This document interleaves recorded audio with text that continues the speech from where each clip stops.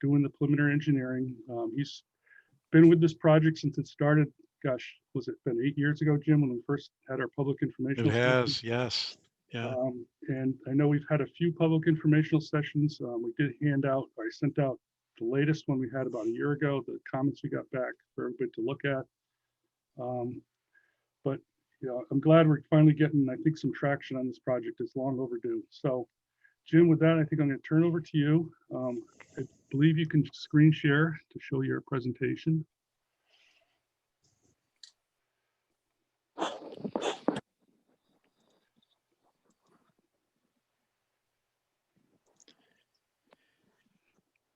Okay, can everyone see our opening slide? No. No.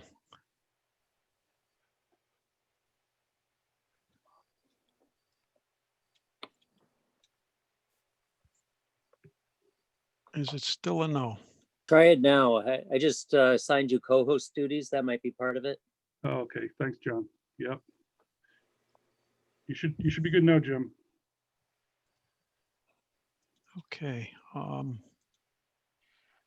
Does that show up? No, who's the host? John's the host, but he just made Jim co-host, so he should be able to share. He should be able to at this point. Yeah.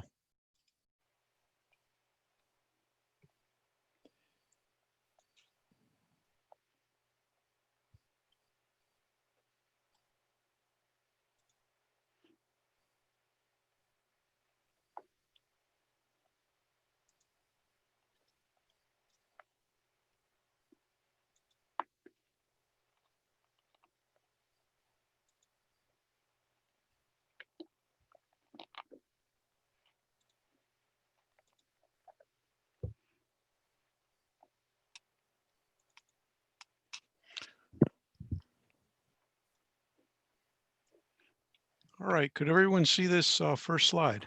Yeah, if you want to just go, yeah, there you go to slideshow. There you go, Jim. Okay. Are you looking at the first slide or Yep. all by itself? Good. Yep. Okay, thanks, Greg. As Greg mentioned, I've been around this project for a while. I've had the pleasure of meeting some of you, hello again, and some of you I have not met. As Greg mentioned, I work for AECom. I'm a project manager. I'm a professional engineer, and I've managed a whole career worth of transportation project ranging from some very small to some very big projects.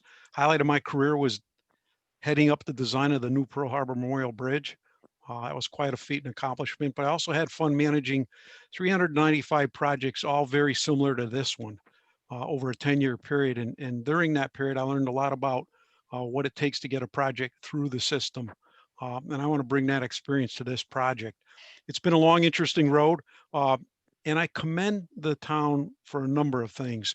One is the process they're following to get this project from through design and out to construction. It had a very heavy public involvement process. And you'll see that from some of the documentation. We have a good pulse on what the community wants, what they don't want, what their concerns are. And we need to bring all of that history together through this committee and bring it into a design that we could move forward to. So welcome to this first committee.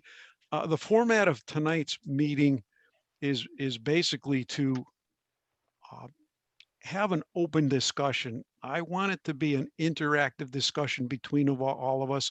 Please feel free to stop me, feel free to question me, interrupt me, feel free to follow up with questions, sending them to Greg, who will forward them to me. I want this to be an interactive process. And if all of this comes together the way I want it to, the day this bridge is built, I want it to be our project collectively, not AECom's project or a Public Works project. I want it to be everyone's project that was involved in it. And it's a complex project. And it's complex because we want it to be, and we want to do it right. So with that, our agenda is hopefully a simple one. I want to give you some project background. Greg did a good job of sending out some materials to you. We have a whole wealth of materials, but he picked what I thought were the best ones to give you. Hopefully you've had a chance to look at them. And if you haven't, I'll walk you through the highlights of some of them just to try to bring you up to date, put it in perspective, and get a momentum going of what our concerns are, what our issues are, and ultimately what are our objectives for this project. So after we go through the background, I want to talk about the committee's goals. What are we looking for from you? As you could see from the attendance roster, every one of you brings a different perspective. And I love it that when you bring all that together, it's a 360-degree view on the project, if you will. I'm glad we have residents that live in Mumford, Cove, and Groton, Long Point. You are the residents. You're the primary user of this facility. But then we also have stakeholders. I was pleased to meet some of the folks from the Resiliency and Sustainability Task Force. We have Dr. Bowen with us tonight, and we also have Zell Stever with us tonight. It's great input that we learn from them. So let's bring all this together. We'll look at goals, we'll look at a timeline, we'll talk about next steps, where we'll lay out a meeting schedule, and then we'll open it up. So with that, let me move forward. I know you're all familiar with this project, but I thought this slide was important for a couple of reasons. One, it of course clearly shows where the bridge is in relation to Groton, Long Point, Munford Cove. But if you notice the rail line, it provides a barrier. And in a sense, when I look at Groton Long Point, I look at it as almost an island connected by the Groton Long Point Bridge. And we know it's truly not an island, but the rail line separates it. Yes, there's an emergency access bridge, and that is literally what that is, an emergency access bridge up off the north side of Mumford Cove. There's also an underpass, probably an old cattle pass, uh, just big enough for cattle or a person, and that can't be considered an access way. So this bridge is very important for a lot of reasons, and it's the life link to the roadway link to this facility. So I commend the town for taking the action now. You know, the bridge was built in 1935. That doesn't mean if it's old, it's no longer good, but it's not getting better. And to take action now is the right action. To do it in an organized way, and doing it in a way that when it gets done, it addresses all possible concerns. So I commend the town for the process they're following.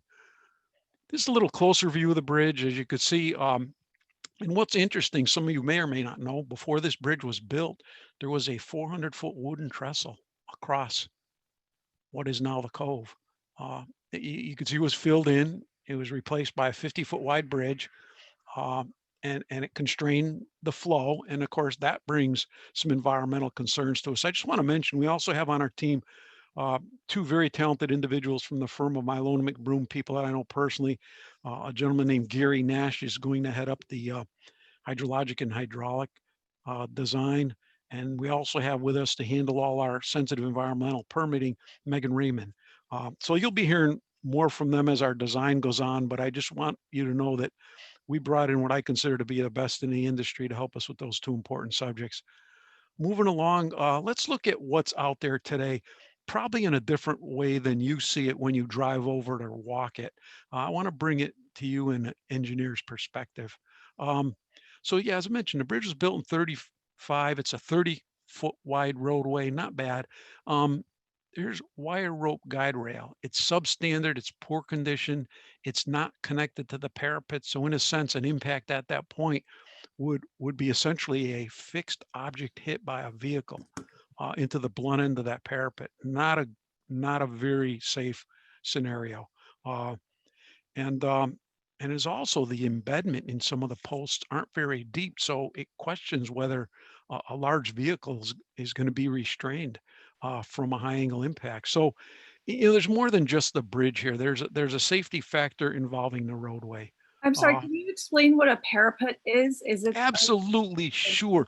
The parapet is what you might call the bridge rail. See the photograph in the upper left that says 1935? That's the end of the parapet. You look at the photograph to the right that's labeled 30-foot roadway, the concrete on each side of it. Yeah, that's the parapet. So it's the bridge rail, if you will. And it's what keeps vehicles from going off the bridge.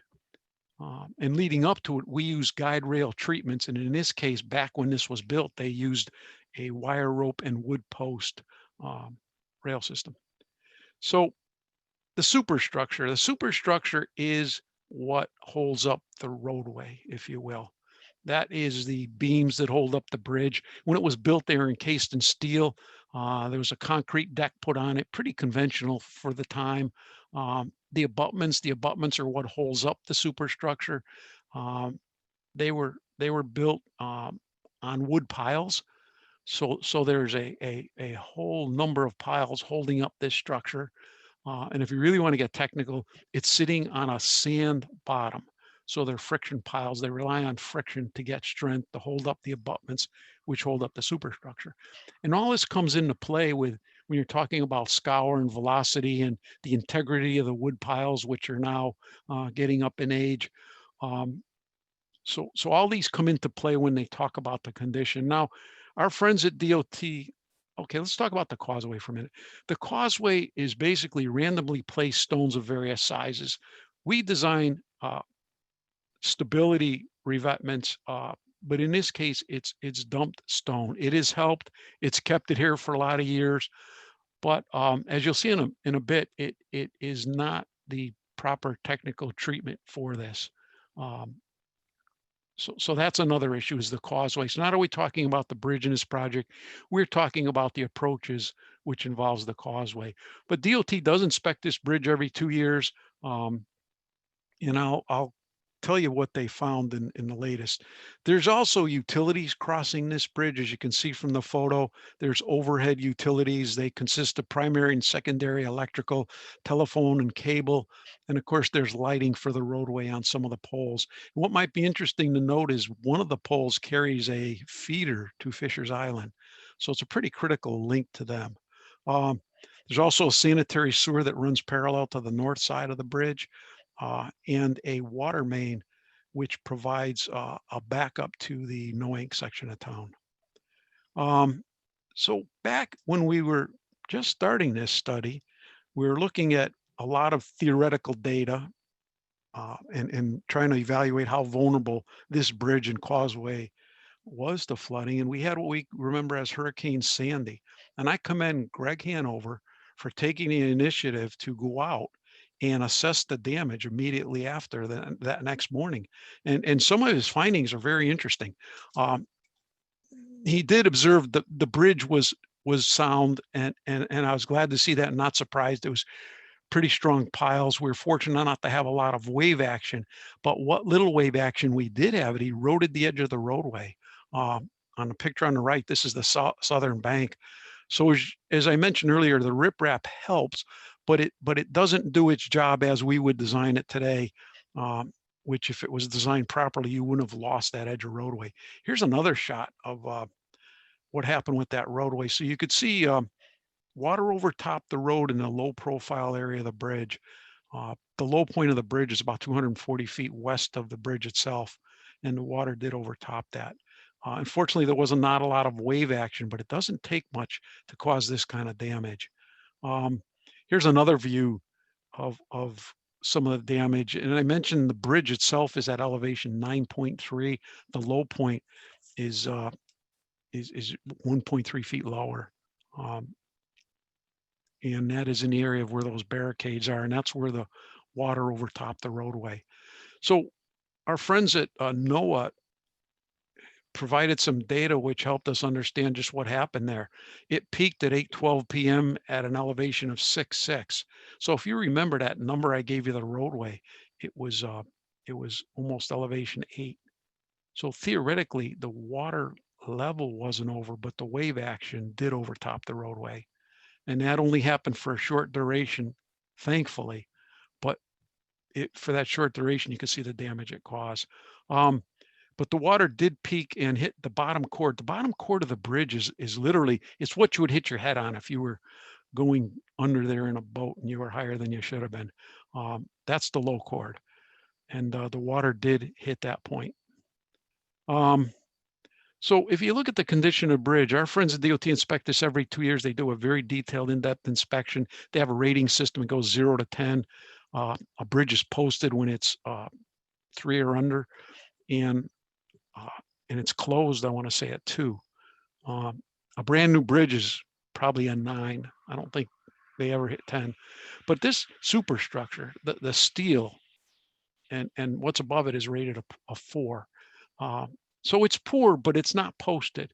You know, I wouldn't worry about driving it over it. I wouldn't worry about getting an oil delivery if you live on the on Groton Long Point, or your school buses or trucks, fire trucks. It's still okay, but again, you could see some of the damage, and there's some very detailed reports that document this bridge is tired. This is a shot of a wing wall. Not sure how this might have happened. It could have been an impact load from it'd have to be something pretty big that broke away, or ice. But that's a pretty severe break in that wing wall. But the substructure is rated a 5. Not terrible, but not good. So this is what it looks like today. But let me keep going with some background on this bridge. To date, we started this project with a very involved public involvement process. Our very first meeting was back in August of 2012. We had a follow-up meeting in February of 2013. We set up a public website. We encouraged people to view our website. We shared materials we developed. We asked them to write in, ask questions, provide input. And it was some really good information that came out of those 2 public sessions. And then we also had a 3rd session, and that was after we met with the council.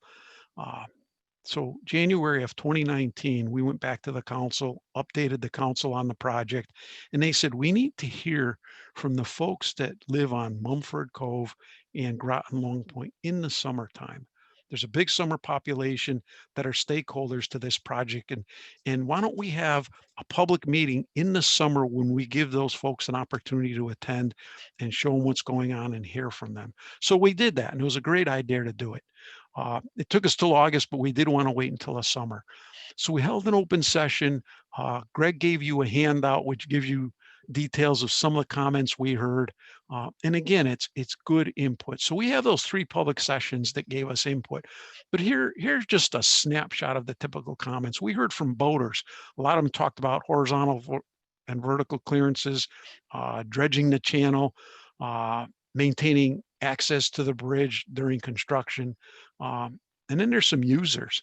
Some were concerned that it's not wide enough for pedestrians and bicycles. Others suggested a walkway. Children jumping from the bridge. I guess you haven't lived in Groton as a child if you didn't jump from this bridge, but others suggested a fishing platform. People fish today from the narrow shoulder. Prevents a tough situation for both motorists as well as the fishermen that are there. And then there's a water main that we need to address as a part of the project. Someone mentioned that as a concern. Environmental concerns, yeah, increase the tidal flow. That narrow opening, there's only so much water that could get there to feed the upper estuaries. There's a sediment accumulation, sandbars because of it. They want a bridge that can withstand major hurricanes. They want to protect the homeowners that live near there. And again, a lot of people are concerned about this because it's the only way to get off in an emergency. And then there were some strong statements about an accident waiting to be happen. It needs to be repaired as soon as possible. The bridge is, let me make it clear, the bridge is not failing. And if it were failing, we would do something to fix it to get us through this. But it is time to address it. So that's just some background. So when we set up this program, here's what we thought were the important highlights and what we got out of the public input. We want a safe bridge, a crossing not only for vehicles, but pedestrians. And then we want a causeway that's going to stand up to a storm surge. You know, Fisher's Island is your friend. It's about 3 miles out, but it does take a good hit from the open water and shields you from that direction of storm, but yet it is 3 miles out. So you do have a good opportunity to develop impacts beyond it, but it does help you. But we need a causeway that can withstand the storm surge. And there's very specific design guidelines for determining what is that storm surge and what kind of a design and facility do you need to withstand that. But we want a structure that's economical. We want to be practical about this. And then also environmental impacts are huge. As I mentioned, we realize the sensitivity That's why we have the people we have on this team and input from Milona McBroom, because they have a great expertise in this area, and we're going to address those issues head on. We will be subject to a number of permits and the process that goes with them. We will need to demonstrate and satisfy all of the requirements, and it's our intent to do that from the very beginning throughout the design process. And then we want an aesthetically pleasing structure that complements the area. You know, it is an absolutely beautiful area, and I look at this bridge as the foyer to that beautiful area. So we want something that's aesthetically pleasing, and we'll keep that in mind as we look at design alternatives. So we did a type study. What is a type study? We look at what kind of a bridge could you build. So we look at 3 different structure types. What I mean by that is, what are they made of? Concrete, steel, what type of construction do you use to make them? And then we're also thinking about pedestrians, you know, whether we put them in the shoulder of the road, we put them on a sidewalk, or we put them on their own bridge. And then, of course, causeway stability. You've been hearing about that all along. We do need to address that. So that study was given to you by Greg. It's an interesting document. It starts to look at a number of structures. It contains some really nice graphics that give you an illustration of what they might look like. And so for this presentation, I did take some of those views and to show you what they look like. So here's a rendering of what's out there today. As you can see, it's 2 travel lanes, very narrow shoulder. So we looked at one alternative, and it's basically putting back what you have there today, except the shoulder gets a little wider. We'll need to satisfy a criteria for a bike lane that has a minimum width of 3 feet and a maximum width of 5 feet. We also need that to build the bridge in stages, meaning if we build half of it at a time under construction, the other half will be used for traffic. And when you go through that with where the beams are today and how it all ends up, you end up a couple feet wider as a minimum. And this is what that would look like. You could see from, we threw out just some random aesthetic treatments, some pilasters with some decorative luminaires on them, an open railing, which gives a good aesthetic view, but also in a serious storm event will allow the water to overtop and pass through. This is what we called alternative 2. We put a separate pedestrian bridge. This one is shown as a wood type feature. It could be made of anything. And you know, who says we're even going to put this on there? And if we do, does it go all the way across? Maybe it comes from the east along a sidewalk, as you can see in the upper right-hand corner of the photo. It comes along a sidewalk from Esker Point Beach and it goes out to a boardwalk and then stops on the bridge.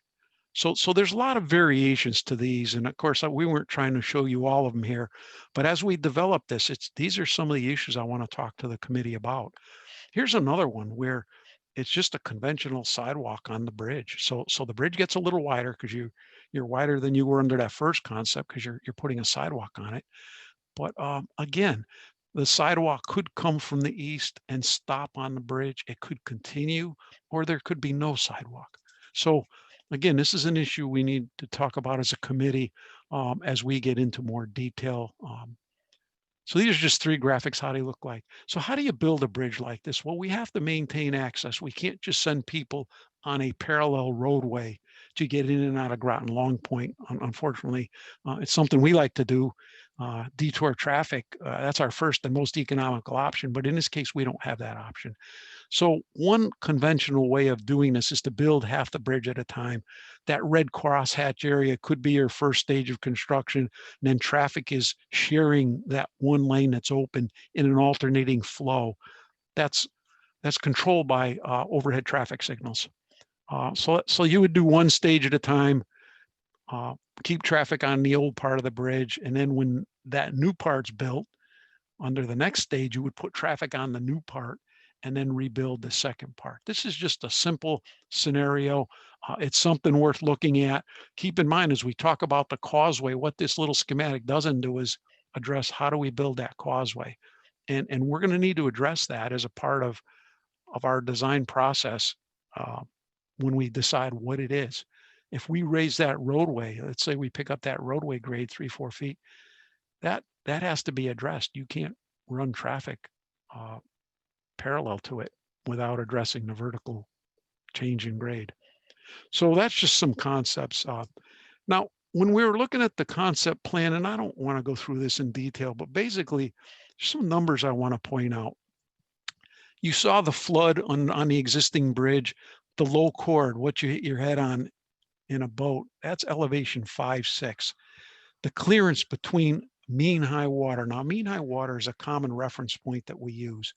The clearance at mean high water to the bottom chord is 4.7 feet. So if your boat was less than that at mean high water, you would fit.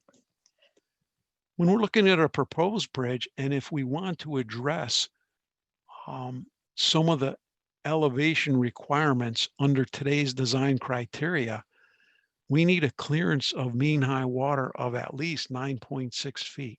And that gets us to what we call the 100-year still water elevation.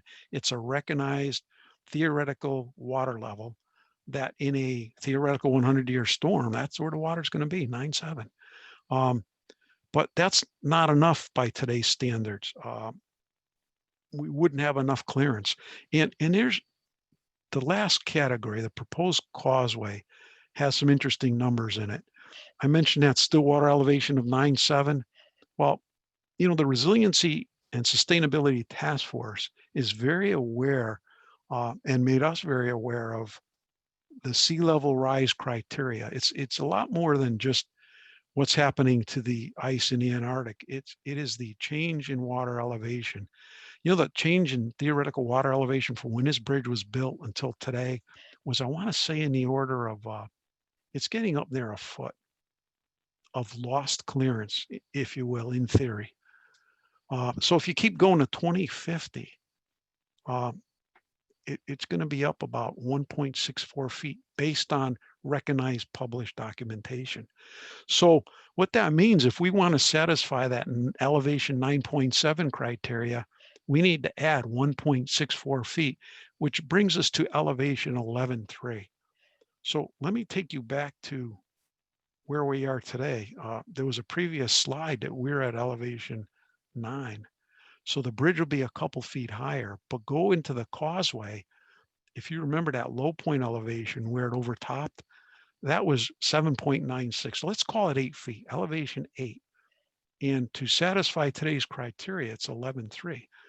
So that's 3.3 feet higher than what it is today if we were going to raise the causeway to that elevation. So what would that look like? So if you were standing at the intersection of Groton Long Point Road at East Shore, that first intersection as you get on to Groton Long Point, that is very close to elevation 11, just a hair under.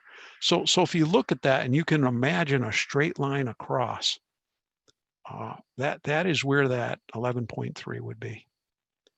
So that's just, again, we need to factor in all of the design criteria we have to meet, and then the other criteria where there's a sea level rise going on that needs to be recognized. So we'll get back to that as we get more into it. And I didn't mean to get into a lot of detail. My point being, it's an important factor when we talk about how high should the new bridge and causeway be. So how do we pay for all this? There's a number of funding options. One is federal funding. What that means is the town would get reimbursed 80, the federal government would pay for 80%, and then the town would need to fund 20%. And there's two different programs for that. And I've, based on the work I've done, this project is definitely eligible for those programs. And also going right back to the beginning of how the town selected us as the designer through a quality-based selection. Not many towns go through that, but Groton did. And because of that, our design fees are also eligible for reimbursement. Everything they've paid up to date and everything that's ahead of us for design fees are eligible under this program. So again, I commend the town for the process they're following. Local funds, 20%, that's still a big number. So what I would guess is the town would be interested in bonding. So what I'd like to do is proceed based on whether the town is going to secure 20% bonding, assuming there's a federal participation, Or another option is the town totally bonds this entire project, in which case we won't be subject to the state and federal design criteria, but we would likely recommend most all those criteria to you as a part of the design process. So that's something we have to address, but we want to keep in mind that if you are going to go for bonding, that there's a timeline for doing that to get to a referendum. So I'll talk about that in a minute. So what do we want from you as a committee? I started and tried to plant some ideas, issues that I want us to look at, address. I want to get input on.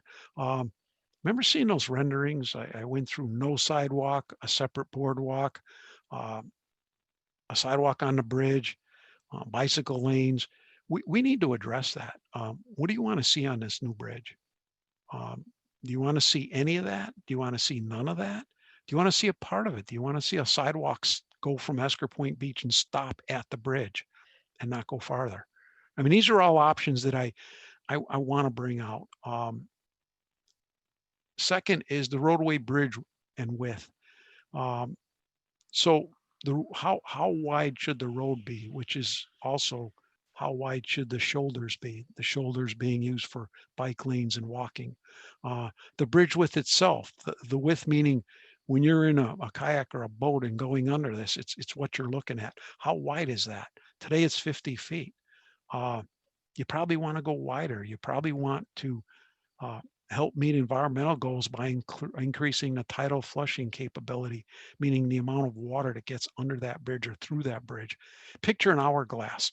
This bridge is the pinch point of an hourglass in terms of water flow. Every time there's a tide cycle in, a tide cycle out. So the width of the bridge comes into play, particularly, especially with that issue. Project limits. We talked about raising the causeway.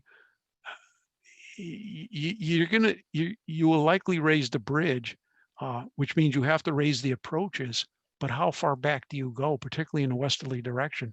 Do you raise the entire causeway all the way to the intersection of East Shore? Something we have to talk about. Or do you just raise the bridge and then taper down into existing as quickly as you could get there? Because there's impacts with that. The part I didn't mention, and we will, is if you raise that roadway 3 feet, there's abutting properties that'll be impacted by that. They won't render them unserviceable, as sometimes happen, but they will be impacted. So we need to talk about those impacts. Underground utilities, there's a good case here for moving the utilities. Most importantly is it's safer, less subject to storm impact. It has a better aesthetic value, and it also helped the contractor during construction if they didn't have to work between traffic and live overhead wires. So we want to talk about the relocation of overhead utilities. And then basically what we're trying to do with all these items is define what is the preliminary design. What do you want to use for a design basis? There's a lot of options to all these. And when we get done as a committee, I'm hoping we could have a preliminary design recommendation that goes to the town council. And then the only other item that's important to keep in mind, if we are going to referendum, we need to meet a referendum date. So there's a lot of work to do in a short amount of time, and there's a lot of issues. These issues could get complicated, but hopefully we've done a lot of homework to date that we could present. I like presenting things in a pro and con, if you will, advantages, disadvantage scenario. We talk about them, we present them, and then we evaluate what is our criteria, what's most important to us, what's least important to us, what's the best for the town, what's the best for the user, and go through a process. So let's talk about timeline. Your time is precious and I appreciate it. And but we also, if we are going to go to a referendum date, we need to start that process in May of next year, and that's going to come up quick. And the reason we need to start that in May, it's my understanding, it'll take from May to get to a referendum in November. So if we can be done by May, clear the council, then we could work on getting that to a referendum in November. So in order to hit that May date, us as a committee, we need to meet what I'm calling a referendum date, and that's the end of April. So here we are in October. If we could get through all the things we need to get through to define this project, and then once we define that, we as a designer will be putting it into a preliminary design format to present to the council, which will then go to referendum, which will then get funded. Now, let me make something clear. We are going to make our best guess. We are going to make the best decisions we could at this time. We won't have all the engineering data we need. We won't have all the analysis that we need, that we do use in the design process. But hopefully we'll have enough to make a decision on this preliminary design. Once we finish the preliminary design, there is opportunity to make changes. Let's say we can't come to a consensus on one item. Let's pick one and base it on good reason and fact, move forward with that, and then revisit it in the design process. Because the public's going to have plenty of opportunity to look at the design when we go from preliminary to semifinal to final. So you'll get a chance. We're not going to bid with this when we finish the preliminary design. So it's just our best estimate at this time. So how do we get to an end of April schedule? I talked to Greg about that. Greg, you've got some ideas on frequency of meeting, preferred time of day. How do we get this committee efficiently from where we are to where we need to be? Yeah, I think that, as you say, Jim, we've got a lot of work to do in what, 6 months or so. So, Yeah. Thursdays, looking at everybody's, commitments that they have, Tuesday and Wednesday are probably definitely out. So I'm thinking that Thursdays look like a good night, and certainly anybody chime in here. But maybe the third Thursday of each month at like 6:30 would be seems to be a good time. If anybody else has any thoughts on that. That's fine with me. Thank you. So one thing I could mention, let's just say we all have commitments and one of you misses a meeting. I will gladly take some time and brief you on what happened, what our next steps are, fill you in on the points that you missed. So if you miss a meeting, that's okay. We'll keep in the loop. I can also start each next meeting with a quick recap of what we accomplished and what our next steps are. We'll follow that format for our meeting. So we want this to be a work session. And another thing, I hope our work doesn't begin and end with the start and end of every meeting. I hope we all do a little bit of homework, give it some thought, come up with ideas, come up with issues. I love it when someone comes to me and says, hey, I know we talked about this, but have you thought about that? I love those kind of ideas. Or will this work? Or why do you have to do this? That's what I want to hear. I want you to test me. I don't know everything, but if I've got a lot of experience, but I sure don't know everything, nor am I an expert in every area of every discipline. But I do have a lot of resources available to me on my team. I'm just a quarterback. So all right. So if everyone's okay, let's, Greg, if you could follow up with setting those meetings up. Yep. All right, let's go into, so how does this graph play out? This is not a quick process. We looked at the bottom there, to start referendum date process, May 2021, bonding referendum, November 21. How does that play into the big picture? I'm looking to finish my preliminary design before we start the referendum process. And I can do that with input and decisions. I can, one nice thing about AECOM, we're a big company. I've got a lot of talent, a lot of horsepower available to me. It's amazing what we could get done in a short amount of time. So it's not the time to get the design done. It's these other third-party issues that usually control my schedule. So if you look at start a final design and finish a final design, I know you can say it if you want, wow, that's a long time. Well, it is a long time, but what doesn't show up here is a detailed schedule that I will have before we start final design, which shows all the review steps that take place along the way. And through that, I remember me mentioning these environmental permits. There's a lot of permitting going on, a lot of things I need to do to get approved along the way, so that when I finish final design and I go to start construction in the spring of 2024, I've got to have all these permits in place. So usually that's the critical timeline. The other is if we're following one of the federal funding opportunities, then we're going to be subject to plan review by DOT. And that has to be built in. The time that I stop work, send in a submission, they look at it, come back to me with comments, we address those comments, we start the next phase of design. So that interactive process eats up a lot of time. So that's why we have a long start finish time period. Start of construction, all of this leads up to spring of 2024. Finish construction the end of 2025. Greg asked me an interesting question. He said, how long do you think it'll take to build this?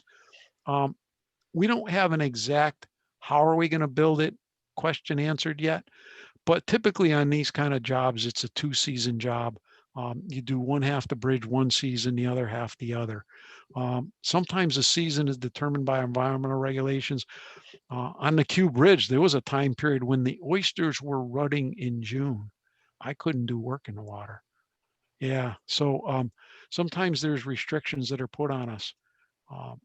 And we need to, of course, honor them. So that's just what a timeline looks like.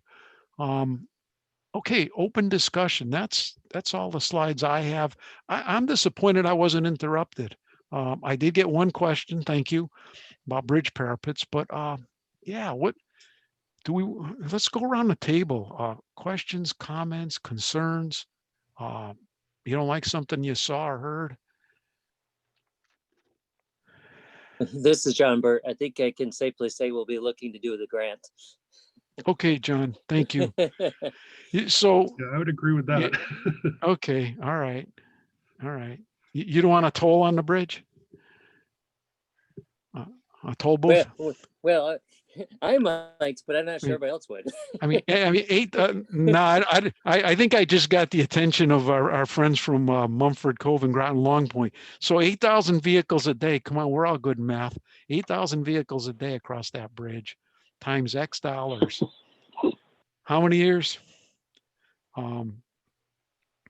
But I'm kidding, this is an expensive project. I didn't give you dollars. It's hard to, in that type study, if you get into that, we threw some dollars, you're talking, $3, $4, $5 million. Again, depending on what we build, it's big money, especially these days to any municipality. There's something looming. AECOM is a huge company and they keep their hand on the pulse on what's going on in our industry. There are many, many indicators there's going to be a stimulus program that's going to provide opportunities for projects where the state of Connecticut's going to come to you, Greg, and say, and you, John, come to you and say, hey, do you have any projects you want to see built? Because we've got some money and we're looking to use it. And we want to put people to work. And what do you have ready to go to construction? So it's a remote possibility that I am, going to keep my eye open for. I've heard it from other municipalities that are thinking and hoping, that could be their big gift, but we can't plan for that. We need to plan. And John, thanks for that determination. So moving forward, we will continue to pursue funding opportunities.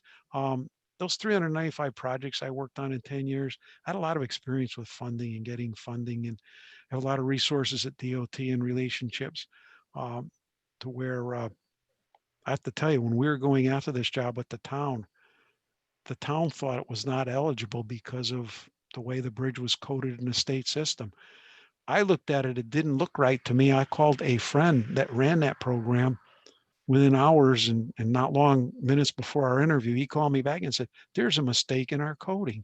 This job is eligible for funding. So with that little questioning the data that I saw, it changed criteria and became eligible. So we can work hard to help you get funding. So I have a question. For you. Absolutely, sure. Frank Boland, You mentioned the hydraulic studies by Malone McBroom. Where do you stand on that? Yes, Dr. Bowen, good question. There's a lot of work to be done there.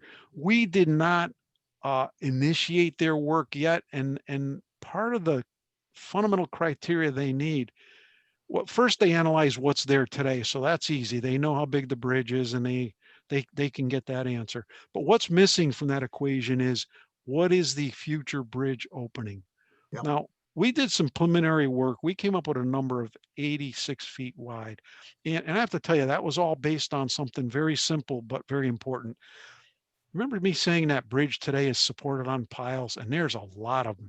What you try to do when you're building a new bridge is avoid that cluster of piles, because there's a lot of work to disrupt and pull those piles. It's easier to cut them at some level and leave them, abandon them, and then build behind them. So building behind them gives us that 86 foot. From a constructability standpoint only, that right now is my starting point for a width. If we get to a preliminary design point where everyone, all the stakeholders around this table are comfortable with that, then I'll initiate Malone's work to to do that analysis. Yeah, the reason I ask it is because I'm looking at your timeline. April is not far away, and the width is one issue. The clearance, overall height is another. Realizing that the roadway right now, east and west of the bridge, is lower than the bridge and subject to some amount of flooding. Yes, if you look at the some of the circa flood model results, their surge model results, the bridge right now would be, as you said, pretty close to the 100-year flood level. So dry, but the roadway either side of it would be underwater. yeah. So what good is a bridge that's dry? Yeah. Yeah, so you're going to raise it up a little bit, make it less dry in 2050. You're obviously going to have to get into the roadway, and that gets into the embankment, your causeway, and the opening, and all of those pieces I think have to come together in some way for us to help you with the final preliminary design. Right. So Dr. Bowen, if you remember, one of the last piece of information we gave to you and your committee was a data sheet that Gary Nash put together, just listing some criteria. I'd love to ask for your input based on that criteria, and are we at a good starting point? And if we are, then what do you want to do with that criteria? How do you want to apply it, is what I mean by that. So that's where I'm glad that you and your committee task force are part of this equation, because you bring a huge technical resource to us, and you are addressing a very, very important criteria that, really shapes the bridge. It's fundamental. It has to function by your criteria. So I appreciate your input and look forward to hearing from you throughout this process and as we go through design. But I'd like to, yes, I can expose one more bias. I'm a cyclist, and I ride over that bridge every now and then. And we've encountered the fisher folk and the pedestrians, runners. Yeah, So you know what? You're absolutely right. There's I'm on a traffic review board here in the town I live in, and the chief of police is a cyclist, and he has a lot of war stories about people that are not aware of providing a 3-foot clearance from cyclists and showing respect to cyclists. And that's why DOT not many years ago requires a minimum 3 to 5 feet bike lane. It's a requirement because they recognize the importance of that. But it goes beyond that. You need to address the catch basins and other things. So again, that's another criteria. It's an important one. You're a better man than me. I love to ride, but I ride in the woods. I'm afraid of cars. But you're right. Again, a cyclist, pedestrian and bicycle safety is very important to DOT these days. And when they look at these plans, they are going to look at that issue very carefully. Thank you. Yeah, this is Clarence Casper. I have a question. When you raise the roadbed, I'm assuming it's going to be raised. I mean, that's going to cause complications for the houses that are right there and for the restaurant. Yes. So you're absolutely right. So in fact, we have a preliminary design that we set a theoretical profile to. I know Greg's looked at it. We've talked about it. And we look at one of the biggest impacts that you look at are driveways. So we did look at, let me start on the east side, the restaurant. The grade change there will be minimal.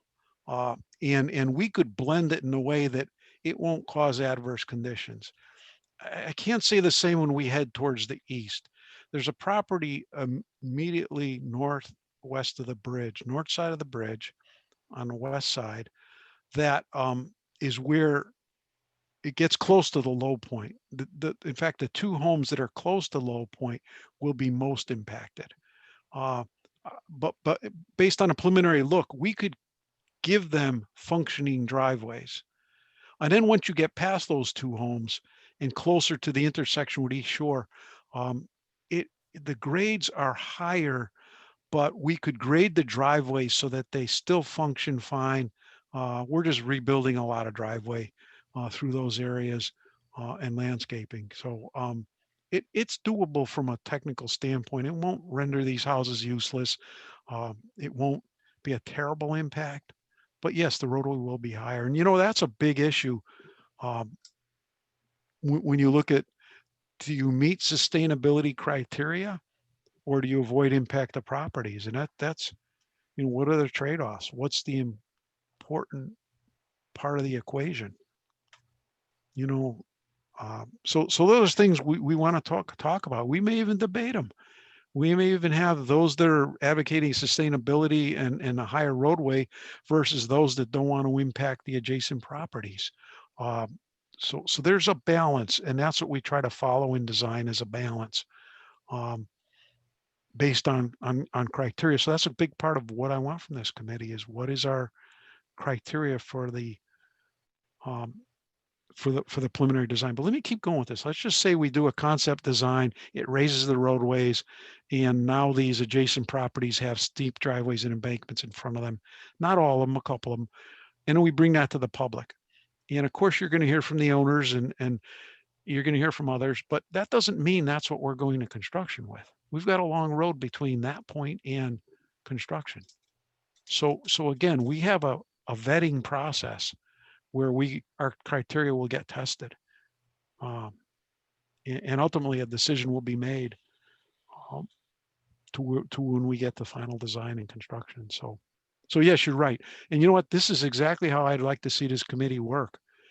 We hear from one perspective, this is what I'd like to see. We hear from another perspective, what about the negative? And then we weigh that. And all we're trying to weigh is, what do we want to put on our preliminary design? Not what are we going to build next spring? Because we're not there yet. So, yeah, let's keep going. These are good comments. Thank you. Roscoe Merritt, Groton RTM. Yes, sir. I'll only bring this up once, but I've talked to some of the residents down there, and naturally a project like this, a lot of older residents are gonna have some, I won't call them myths, but they have some remarks. And one individual actually told me the bridge didn't need repair. Interesting. Yeah. So I have to put that out and do something with it so that we can move on. Sure. Well, yeah, I go back and I commend the town for the heavy public involvement process that they did. Most projects, most towns, most of the clients I work with don't do that. And the sad part of that is you hear those kind of comments when you're ready to go to bid. And sometimes you don't go to bid because of them. And sometimes you redesign because of them. And sometimes you end up in court because of them, because they weren't addressed when they came up. So what we're trying to do is address them as we go. And these are the kind of comments we're looking for. And there's a lot of data out there. And if that's someone's concern, I'll do whatever I have to, and even go meet them at their home and show them the DOT inspection reports, explain why we feel there is a problem. But they're correct. I've looked at it myself, and I'm not one to scrap the whole project right now. I do believe that Sure. something needs to be done. Right. So I'm just talking to several people. I always tell people I will give them an answer to their question. They may not like the answer, but they will Sure. get an answer. And then Absolutely. we move on. I'm not going to go over hashed over remarks. Right. Right. No, that's a good approach. So if the response to their questions is to just look at DOT reports and It- Yeah, unless you're an engineer or a structural engineer that correct. understands those reports, Absolutely. but someone that could take those reports and explain them, I think might be a good way to handle that. You know, I wouldn't want to spend a whole lot of time on it, but something Yeah. that's factual and can make a point to the average layman. Sure, absolutely. And Yeah. then we move on. Yeah. I mean, We this has been going on for a long time. It has gone on for a long time. Yes, it has. That I agree. But we have followed, it's gone on a long time, but we've followed a very efficient process. We've Okay. got a lot of time invested, but I like where we are. And at the end of the day, when we have a project moving forward, it hopefully it addresses everyone's concerns, just like the one you mentioned. I think I've got my answer and I can go back to my constituents and speak to them and Sure. whether Yeah. they accept it or not, but we're looking at the future right now, not our personal immediate future, but the future of everybody down the road, 10, 15, maybe 20 years or more. Yeah. So Oh, yeah. I think Absolutely. I have my answer and I thank you very much. Okay. You're welcome, sir. Hi, Portia Bordelon, Groton Town Councilor. I just wanted Yes, to, I think we met at the yeah. public information meeting. Yes. Yeah, thank you. I just wanted to thank you. It was nice to have the presentation tonight to revisit some of those poster boards I remember from quite some time ago. So Yes. Yes. I'm interested to see where this will go, and I'm excited to be part of the group. And one of the things I know, since we do have a very short timeline as far as the time between now and April, being a part of some other task force groups, I just want to double check. Do we have to have a quorum, John, for these meetings? Because I know attendance, if people don't show, sometimes can slow the process. So I just wanted to check on that. We do not. It's not an official committee. Okay, It's just a good. work group. Perfect. So we can definitely get a lot of business done quickly, which is Yeah. nice. So that way. Yes. Yes. So yes, I'm really excited. And how many members, I would just wanted to ask Greg really quick, how many members are we looking at on this task? I think we have like 12 members on this task force. Perfect. All right. Thank you. Yes. I look forward to working with you and seeing where this goes. I think you bring up a lot of great questions and issues, and I like your presentation that you present both sides, and looking at it from an environmental standpoint to a community standpoint and the houses that are in the area. I think there's a lot to look at, and I think it's important that there's a lot of thought, and it seems like you're willing to give it that, and I'm excited for that. So thank you. Oh, great. Yes. And thanks for your comments. Appreciate it. Look forward to working with you. Yeah, this is Clarence Casper. I've got one more question for you. On the causeway either side of the bridge, you were saying the bridge opening where you were considering 86 feet. Is there any advantage to putting transverse culverts below the roadway grade, but above the high water, typical high Yeah. water line, to carry extra surge current water? Yeah. The That's an causeway- interesting. Yeah, that's an interesting comment. I have done that. Route 1 in Westport, in fact, we did that. It does help with tidal flushing. It helps convey water. I think that would be the intent. So that part was positive. In the application that I just mentioned, it took what would have been a stagnant area, if you will, and allowed water to flow. The thing you have to be careful with, and this is where I lean on folks like Gary Nash, you could cause a velocity issue. If you take a lot of water and concentrate a flow, again, it depends on what elevation. What I wouldn't want to do is concentrate flow, which causes a velocity at the discharge, in which case it's both sides, because at one tidal cycle it's a discharge and the other it's an intake, and the reverse when the tide changes. So we wouldn't want to cause an additional problem. But how big should the waterway opening be? That's again, it's several $100s a square foot for bridge structure. It gets expensive quick as you get bigger. So cost is important, but it's not everything. But it has to be justified. Yeah, I was thinking that these would be only come into play during extreme high tides and storm surges. Right. Yes, we've done that too, where we'll put in an overflow structure, if you will. For example, if you see the view that's up there now, the existing bridge, I've had projects where you would cut the abutment. That's the granite you're looking at in the far side of the photo. Cut it above the water level at whatever is the right elevation, and then build your new abutments behind that. So during low flow, the water's concentrated, it's deep, it's good for environmental reasons, particularly with culverts and brooks. It maintains a flow during normal flow, but then when you need that extra capacity, it overtops that stub wall and goes into a wider structure that's behind it. That's a common scenario that's used, especially when you've got an existing bridge and you leave part of it there and build a new one over it.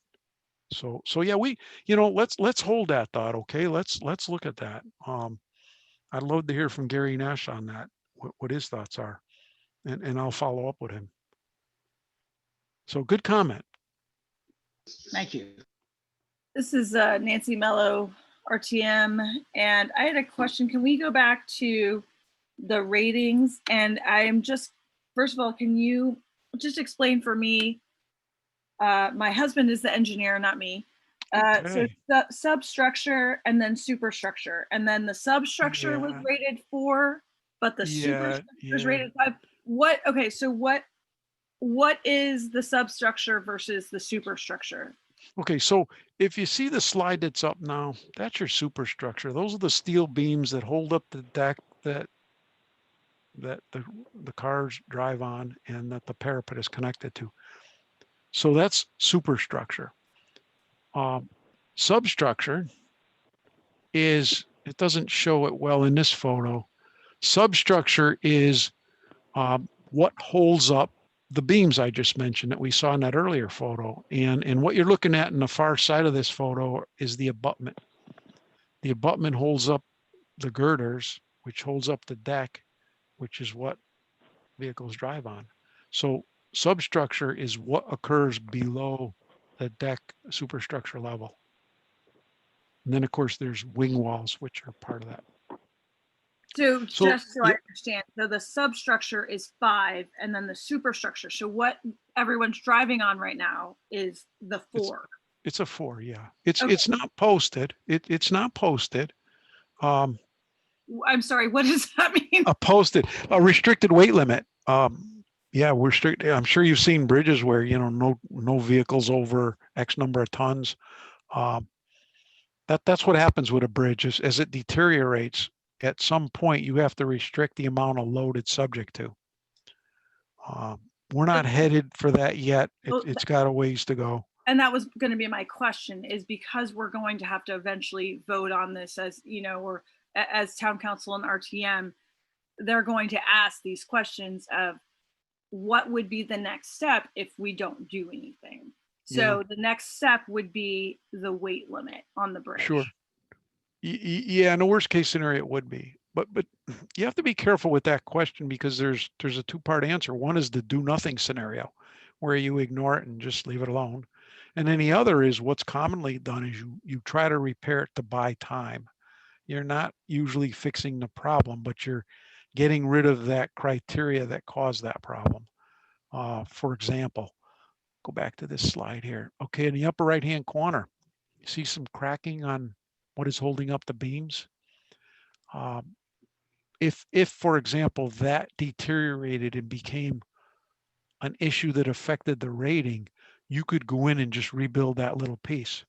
Now, it'll solve that issue that caused the rating problem, but it won't solve all the other criteria that contribute towards that rated for poor condition. So. Okay, thank you. That helps a lot. Just understand where we are in this bridge deterioration. Sure. Or Yeah. in the bridge life cycle, I guess you'd say. Yeah, absolutely. I'm not alarmed that this bridge is going to fall down or you're not going to be able to get oil deliveries over it. We're not there. No. For public discussion, remember that it's 85 years old. Yes. Yes. It's I have to say it has served its life. Very, very well. Yeah. You don't want to be in a scenario where you have an emergency situation here. What is the expected lifespan on a bridge like this? Well, remember I mentioned my pride and joy of my career is the Pearl Harbor Memorial Bridge. That's what they call a signature structure. That's the biggest contract DOT ever built. We designed that for a 100-year life. I'm not sure what they were doing back in the 30s for bridges, but it's common to design a bridge for a 100-year life. The new one we designed. So I'm not sure what this was designed for.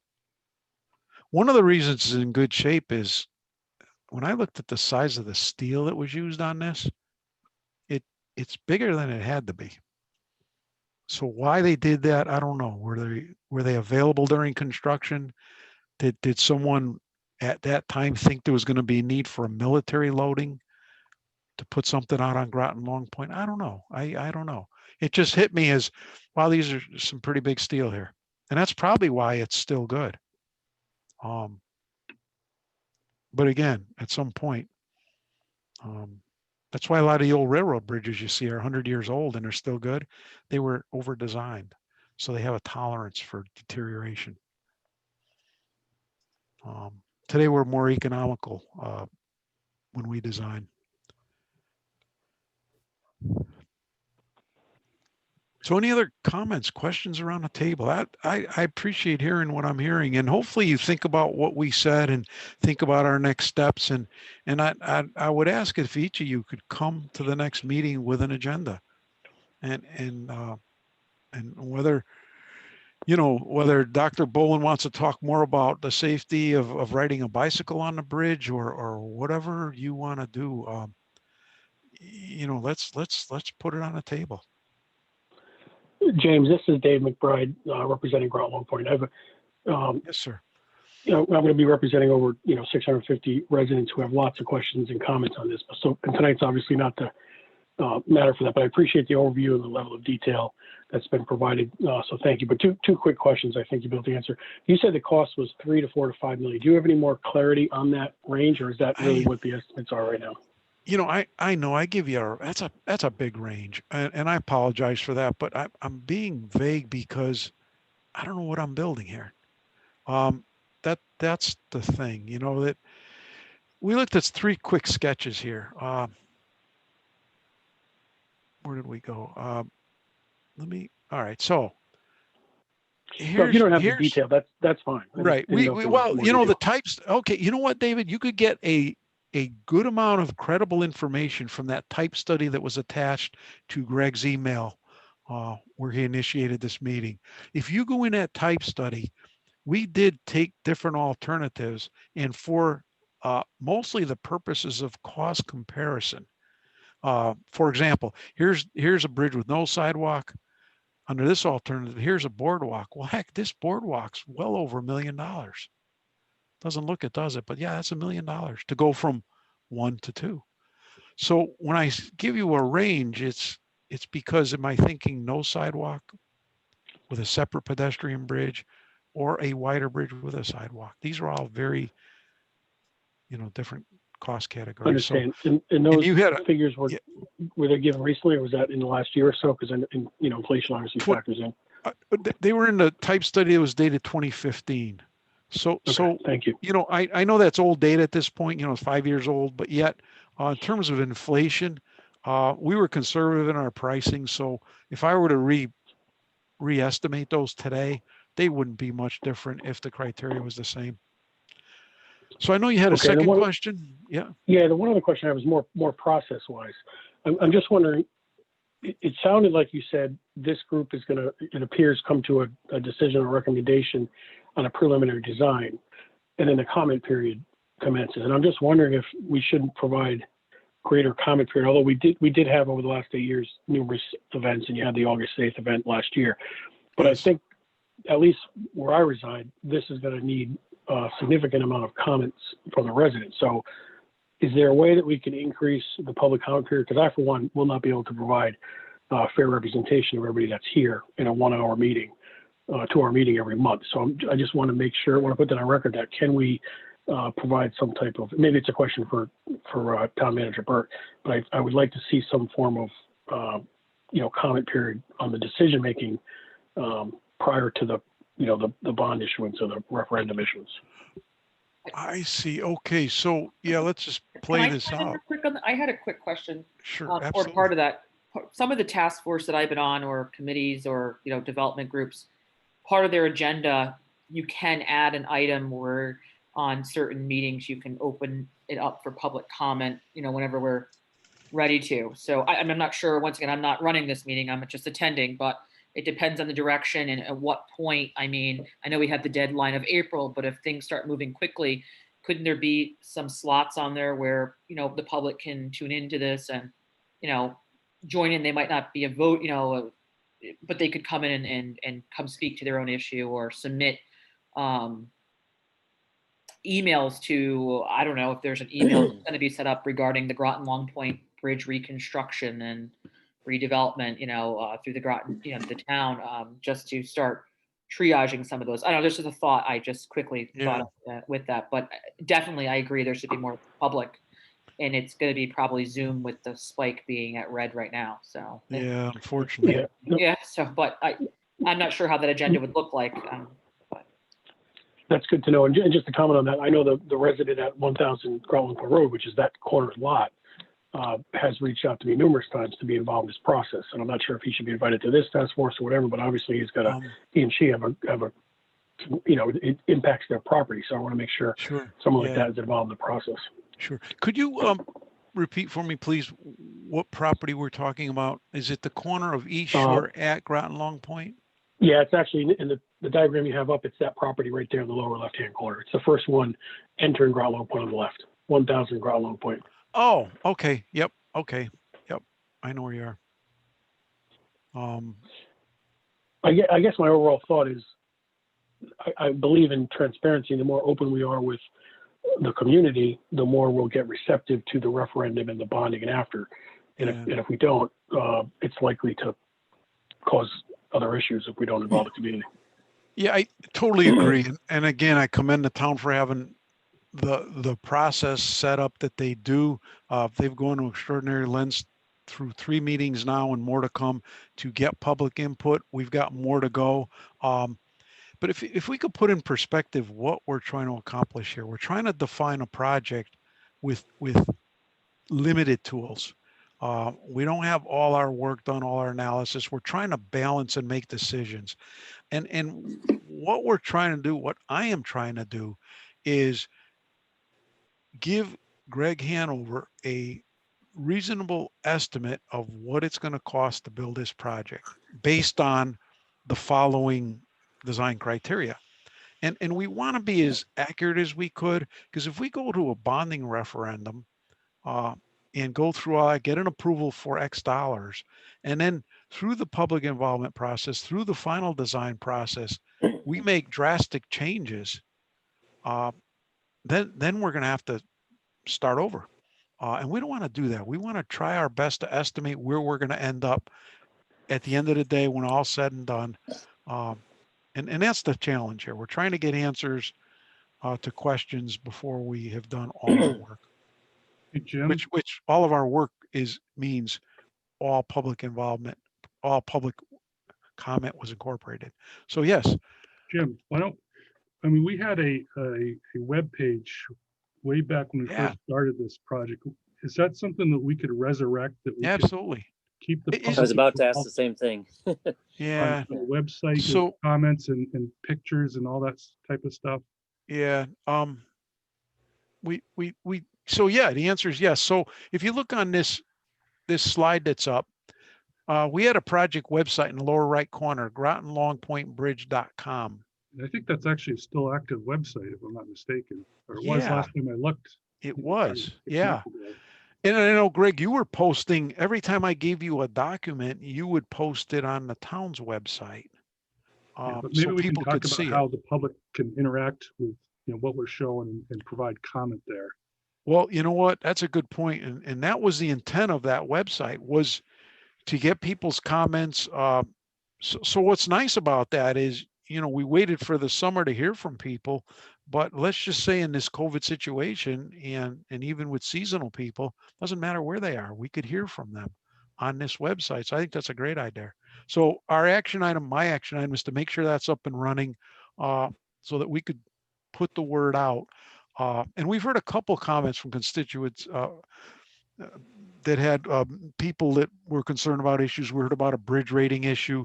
We heard about a neighbor that lives nearby the site that's concerned about what's going on. So maybe your response to them could be, send them to the website to see what's there, as well as use it as a vehicle to express their concerns. This is John again. Usually with a work group kind of thing, we wouldn't record and put it on our public access, but with these, Yeah. I'd like to, if there's no objection from people, to record and get it out there so we could give out the link to the video too, and people could see what work goes into this, and some of their questions could be answered along the way. Whatever you, if sure, of course, if that's what you feel is the best. But I think Yeah, I having think that this website is a good Yeah, I tool. think- Yeah, this is David again. I think the website's a great tool. And what I'd like to do from my side is probably going to release an email to all the constituents here, informing them of the website, informing them of this committee, the task force, whatever we're calling it, and to give them the open opportunity to provide feedback. Because I think, I don't know if a lot of people have reviewed all this information over the last 8 years, but I think now that it's become a little more real to everyone, I think people will tend to review it and provide more comment. Perfect. Yep. Okay. Good suggestion. And John, this is Nancy Mello Miller. I think that going on public access is a terrific idea, even just for the people that are curious, but not just the RTM members as a whole and town councilors. But I think this gives a great viewpoint, just like the presentation that was just done. I mean, I think that's useful for everyone just to get an understanding of what's going into this. Agreed. Yeah, we'll do that.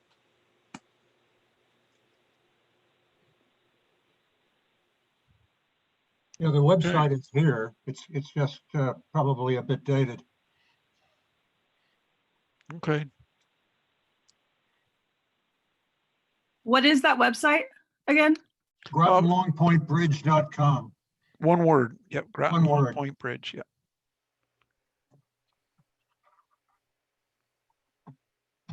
I would maybe not pass it out though until it's updated. Can you let us know when it's up to date? Okay. Will do. Yeah, Jim, you and I we'll work on that. Get Yeah, that. that'll be an action item for Greg and myself to review what's out there, see what it would take to update it. I just want to make sure all the tools that we have are on there. I would have no problem with your permission putting what we saw tonight on there, for example. That'd be great.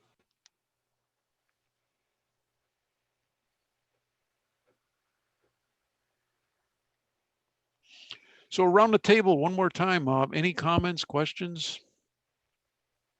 Thank you. Oh, you're welcome. Thank you. Hey, Yeah, that was great. Yeah, just have one excellent. Yep. Quick Go one ahead. here. Yep, Um, of course. Michael Noel from the Knowing Fire District. Yeah. Hey, I'm just the 80-20 split in cost. Does it matter about the boardwalk or extra wide bridge and all that?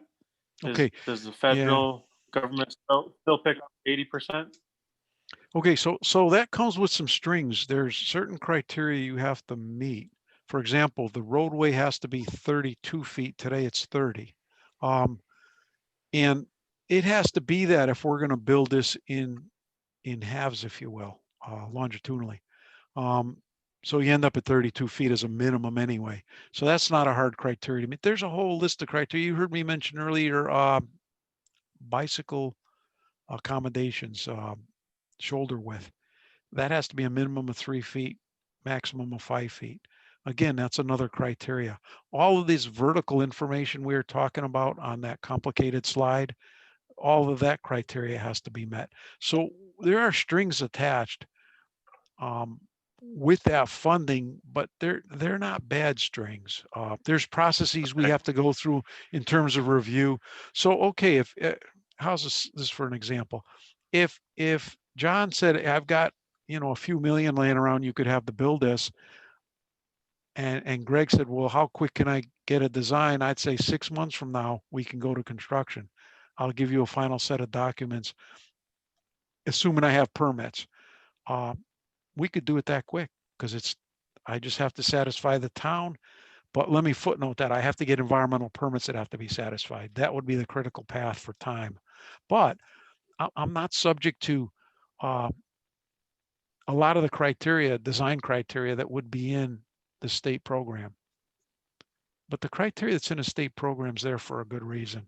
Yeah. It's based on research. It's based on what's proper, what's safe, what's the right thing. So I don't mind meeting their criteria. In fact, even if let me go back to, if it was town funded, I would probably design to that criteria anyway. It's there for a reason. It's not a bad thing. Okay, so it's in our best interest to build a bridge that's functional for everybody. Correct. Yeah. Absolutely. Okay. Yeah. All And right. you know what else too? There's liability issues there too, Yeah. that are huge. You do not want to deviate design standards, if nothing else, from a liability standpoint. All right. Thank you. You're welcome. All right, anybody else have any other questions, comments? If you do think of anything, before we meet next, everybody certainly has my email address. I can get in touch with Jim, getting questions answered, comments to him. In the meantime, we'll start looking at some of diving deeper in some of these issues and getting the website up. Which I'm glad someone brought that up. And we'll meet in, what did we say, the third Thursday? So it'll be November, I think it's the 19th. And we'll see you back then. Yeah, great. Hey, thanks everyone. Be well. Yeah, thanks. Have a good Thank night. you. Take care. Good night. All right.